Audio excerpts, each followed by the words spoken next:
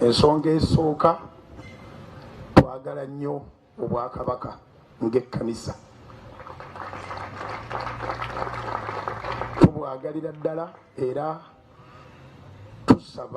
tusabira Ssaabasajja, tusabira obukulembeze bwa Buganda, tukusabira Katikkiro waffe.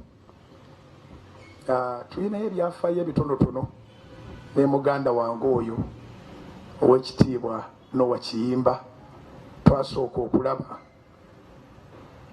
okulaba ku kabaka nga tannafuuka kabaka Ssaabalangira mu mwaka gwa 1985 twatulanga ku benchi y'emu, twali awo mu St. Hamani ne batugamba kabaka agenda kujja mu lubiri lwe Enkoni. Nze naye tetusobola kukyerabira kye twalaba, kabaka nga muvubuka muto mulungi mubalagavu, bajjira mu benzi ya blaaka, yasindikibwa busindikibwa okuva wansi n'Enkoni okwambukira ddala paka ku lubiri. Era nebaza Katonda nti wadde nze nakwata kkubo ddala, muganda wange ow'ekitiibwa Noah Kiyimba n'akwata kkubo ddala, naye ffenna ne tusigala nga obwakabaka butuli ku mutima. Ntera okugamba b'Empangala nabo tebasobola kwagala kabaka kutwenkana, kubanga ffe twamulaba nga tebannaba Kampala. Mu kaseera we baamuleetera Enkoni, Katonga yali tannaba kusalibwa. So okuva ku olwo omukwano gwe tulina ne kabaka musufu. Ensonga yonna bw'ojagaza omwana nga muto ne bwakula tasobola kugivaako, ne Bayibuli bw'esomesa. Bayibuli esomesa mu Ngero essula 22 olunyiri olw'omukaaga, Proverbs chapter 22 verse 6, nti train up a child, manyiza omwana mu kkubo mwateekwa okutambulira, ne bw'ali baakuze tagenda kulivaamu. Kati ffe twayagala kabaka baamutulaganga muto Ssaabalangira, aba Mukama bw'atuyama n'atuwangaaza n'atuula mu Namulondo ye ng'era weetuli, nga ne ku mulundi ogwo ffe tuga nti oyo gwe batuuzizza ffe twamulaba. So omukwano gwe gutuleese wano. Ensonga ey'okubiri, ng'oggyeko omukwano oguli personal ng'ekkanisa, twagadde okwenyiga ng'ekkanisa. Ekkanisa ekkiriza nti obwakabaka buba bwa Katonda. Katonda yagaba obwakabaka, era obwakabaka tebuba bwa kulonda, Katonda aba yabutondera ddala, si bwa kuvuganya. Era Katonda waffe abeera kabaka w'abakabaka.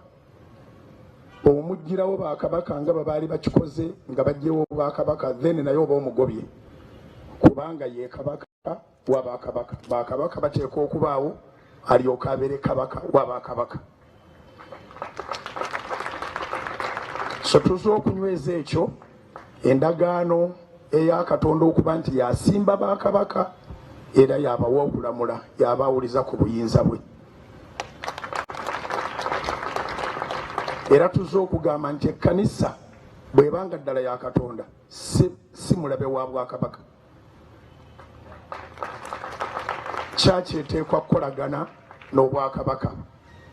Era bakabaka baabuuzanga bakabona ku balabe baabwe, baabuuzanga bakabona ku biseera ebigenda okubaawo.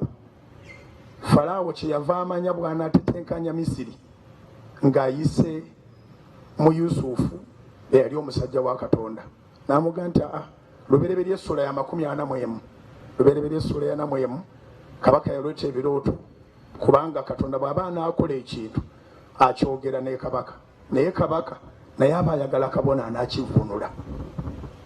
Kati ekirooto kya Falaawo mu bufunze kyali kya biseera ebyenjala, ate nga ebiseera ebyekyengera. Kyengera kijja kuba kingi, ate wasembeyo enjala ey'amaanyi ennyo. So solution yava mu bwakabaka bwa Katonda, Egypt okusobola okusekiwalinga future. So bwakabaka bwonna tebusobola kwawukana na kanisa. Ekkanisa n'obwakabaka biteekwa kutambulira wamu. So tuze okulaga solidarity eyo nti newankubadde ng'ekyaki zibeera wala naye ekyaki zikkiriziganya n'obwakabaka tewaliwo bulabe bwonna. Ensonga ey'okusatu tuzze ku lw'emisinde egy'amazaalibwa ga Ssaabasajja ag'omulundi emisinde gya mulundi gwa 12 naye amazaalibwa gwa mulundi gwa 7. Katonda atukoze bulungi okutuweera kabaka waffe emyaka 7 era awali 7 mu Bayibuli waliwo n'ekinaana n'okweyongerayo. Zabbuli ya 9 olunyiri olw'10. Zabbuli ey'ekyenda olunyiri olw'10 Bayibuli ega nti emyaka gyaffe giri 7 neeyongerezaako naye ow'amaanyi aweze 8. kati otegamba nti n'afiira ku 8 asobola okugenda paka ku 10 n'ekikumi tuzze okwebaza Katonda olw'okuba nti emyaka egiri mu Bayibuli Ssaabasajja Kabaka agiwezezza 7. To begin with, egamba emyaka gyammwe giri 7. Psalms 90 verse 10. So tusaba Katonda amutwongerere 8, 9, 10, 11, 12 ejja Musa ate ng'akyalina amaanyi kubanga Bayibuli egamba nti Musa yagenda okuva mu nsi ng'amaanyi ge ku myaka 12 ag'obuzaaliranwa akyagalina. Katonda yakuumye kabaka era tasanga buzibu kuddamu kumukuuma naddala nga tumusaba. So tuzze ku lw'emisinde egyo okuwagira enteekateeka z'obwakabaka okuba nti kabaka afaayo nnyo ku bulamu bw'abantu mu bukulembeze bwe Katikkiro waffe Peter Mayiga tulabye ng'abantu bajjanjabibwa Nalubiri Sicosels ya Nalubiri waliwo n'obulwadde obulala Fistula. Kati obwakabaka bwayanguye okukwasaganyako okuyamba kuba siriimu oluvannyuma lwa Amerika okuwithdrawinga obuyambi ffe be bayamba naffe katuyambe bwe bali babakomawo bakomewo nga tulina we tutuuse tukabe kasinge nga tetukyetaaga buyambi. So tuzze mu muwendo guno gwe tulimu naye nga tuli small sample naye nga tukunga abalala bonna benyigire mu nteekateeka z'obwakabaka ez'okujjanjaba abantu. Eyo ensonga ey'okusatu. Ensonga ey'okuna, ndi musajja mulunzi, ndi musumba, nsumba bano abantu naye ndi mulunzi.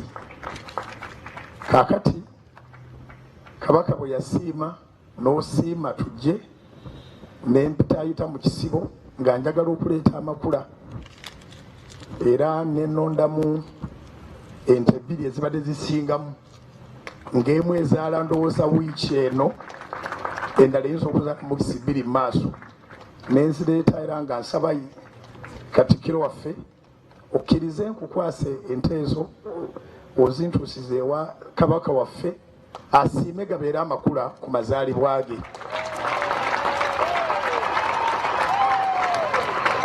Simanyi bazitaddewa ziri wano kumpi wosiimira taata bwe tugenderawo. Amiina neyanza banemukube mu ngalo asiimye nti bwe tumala wano nga tugendawo ente za kabaka waffe nga zimukwasa asiime gafuuka amakula era nsaba Katonda atuwa omukisa tubeere nga ffe tusoose okuleeta ekirabo kya birthday.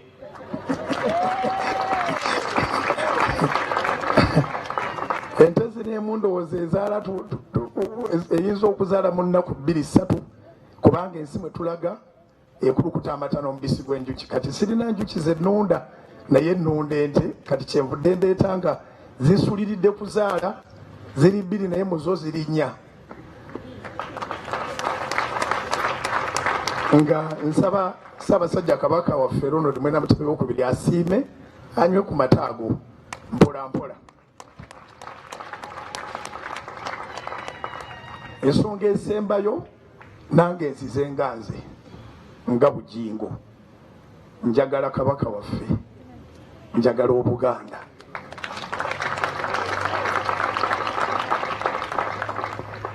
n'ebigambo ebyo twawaddeyo dda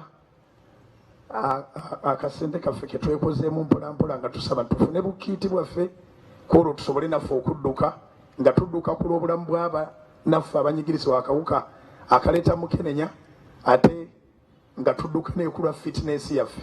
Kabaka yateesa bulungi era ateesa bulungi.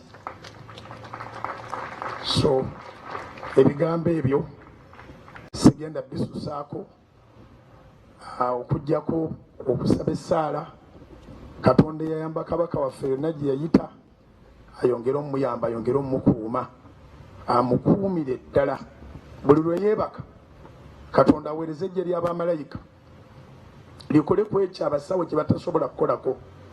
Abasawo bo bagambe nti bawonyezza naye nga Katonda yakikolako buli lunaku amuze bujja okuvanga ku bwezinge bw'oluviiri paka mu ntobo z'ebigere onyala Kristo Yesu Mukama ffe tusabye amiina.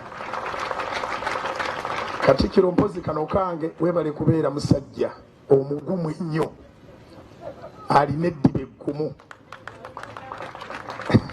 Weebale kubeera musajja emyaka 12 gy'omaze mu bwakatikkiro Katonda akwongereko naye jjo ky'okoze kimala omaze okuzzaamu abavubuka amaanyi nti omuntu asobola okuguma byonna ne bijja ne bimala ne bigwa byokka. Akwongere amaanyi Mukama.